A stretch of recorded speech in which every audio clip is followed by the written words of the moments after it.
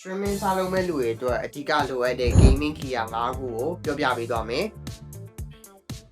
streaming စားလုပ်ဖို့အတွက်ပထမဆုံးလိုအပ်တဲ့ key ကတော့ microphone ပဲဖြစ်ပါတယ်ဆိုတော့ဒီ microphone လေးကတော့ကျွန်တော် content creation ဘိုင်းရော streaming ဘိုင်းရောမှာသုံးတဲ့ HyperX microphone လေးပဲဖြစ်ပါတယ် quality တော်တော်လေးကိုကောင်းပါတယ်နောက်ထပ်လိုအပ်မဲ့အရာတစ်ခုကတော့ camera ပဲဖြစ်ပါတယ်ကျွန်တော်ကတော့ Sony CV10 မှာ Sigma 60 lens နဲ့သုံးပါတယ်တကယ်လို့ကိုက budget ဖြစ်ချင်တဲ့ပတ်စံသိမ့်မသုံးချင်ဘူးဆိုရင်ဒီ webcam လေးသုံးလို့ရပါတယ်အနီကြတော့ဘာလို့ camera သုံးရတာလဲဆိုတော့ quality man မို့လို့ပါသုံးခုမြောက် key ကတော့အရေးကြီးရပေါ့နော်